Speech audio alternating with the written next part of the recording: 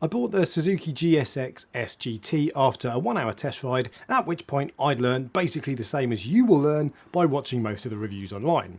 It's fast, really fun handling, and of course nice and comfortable.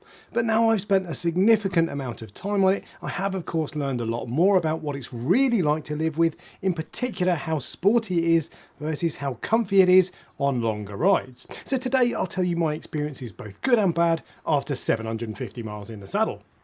I'll start with the 5 good things, then I'll move on to the negatives. And first up is the way it handles. I'm used to the Yamaha MT-10, which is an absolute riot, but is pretty full on in the bends and is a really intense ride. The GT, on the other hand, just feels a lot more relaxed and kind of sweeps through the bends much more smoothly.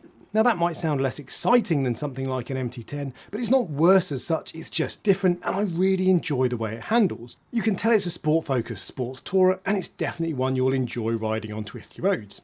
The second thing I like is that I don't feel like I need to spend thousands of pounds on upgrades. The bike is really well finished, comes with almost all of the spec you need, except for heated grips, and there are no cheap touches that draw my eye and make me want to replace them.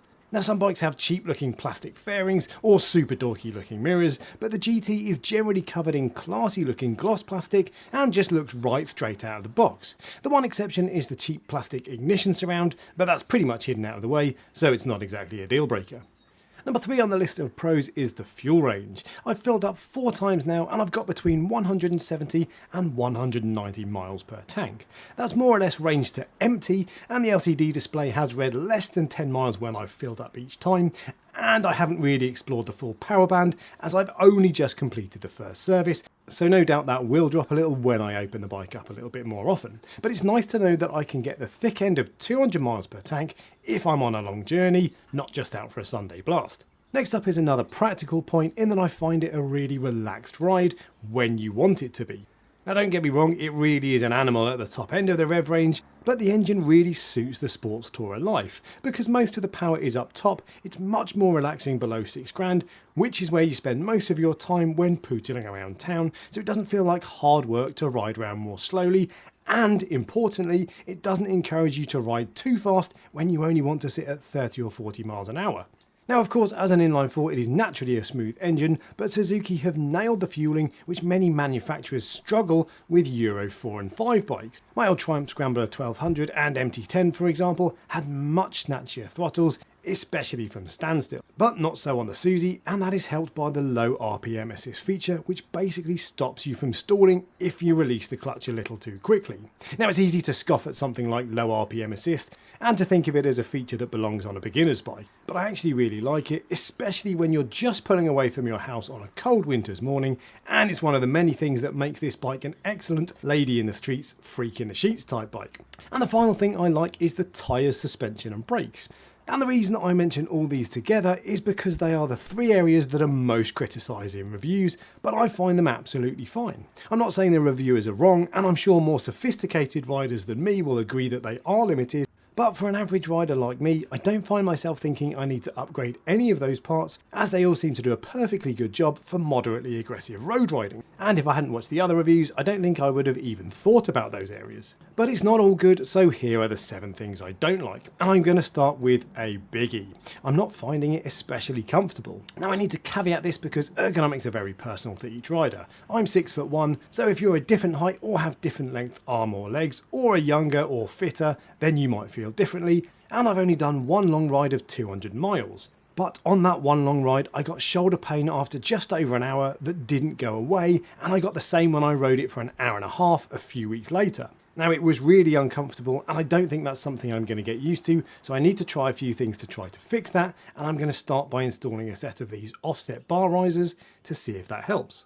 Now I think that's the best bet, but I'm also going to try getting my suspension set up professionally, and I'll talk to that garage about what I can do in terms of ergonomics to try to make a difference.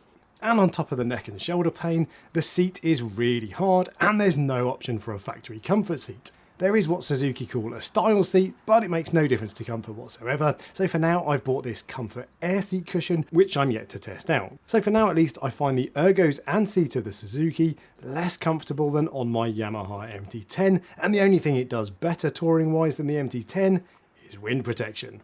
However, I'll do a long-term report after a few thousand miles and after I've fitted the bar risers, and I should repeat again that ergonomics are very personal, and most of the reviews I read said that people find it really comfortable over long distances.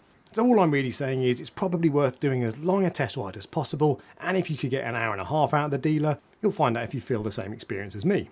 And while those are my only serious issues, I do have a few more complaints about its touring capabilities. Sitting in 6th gear on the motorway feels like it's revving too high, and I'd really like 6th gear to be an overdrive gear, which is a really common complaint for bikes like this, and perhaps that's an indication that Suzuki intended to be a sports bike first and a touring bike second.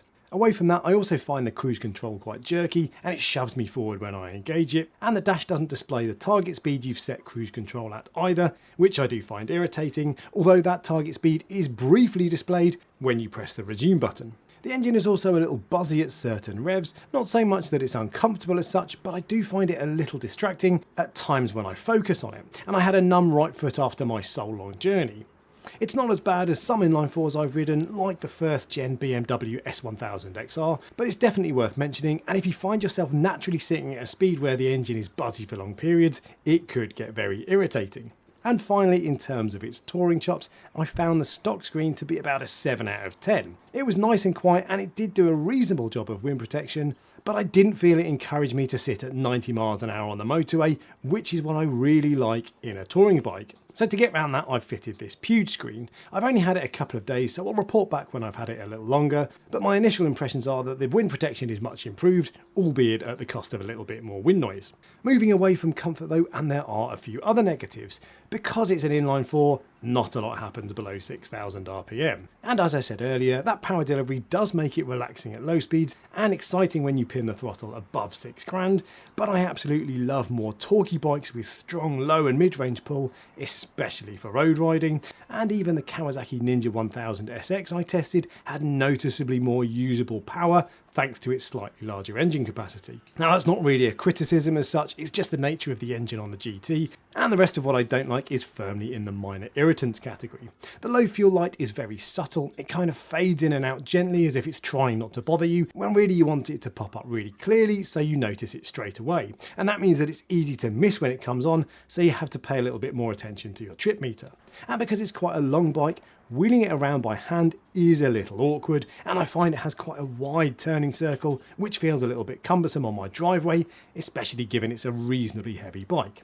And while the dash is generally very good, the phone integration for the dash is so bad that I don't bother using it. That really doesn't bother me, as I prefer fewer distractions anyway, but if Suzuki are going to have a crack at phone integration, they should at least do it properly, and it would be great to have a well integrated sat-nav right there on your dash without having to use a quad lock mount for your phone.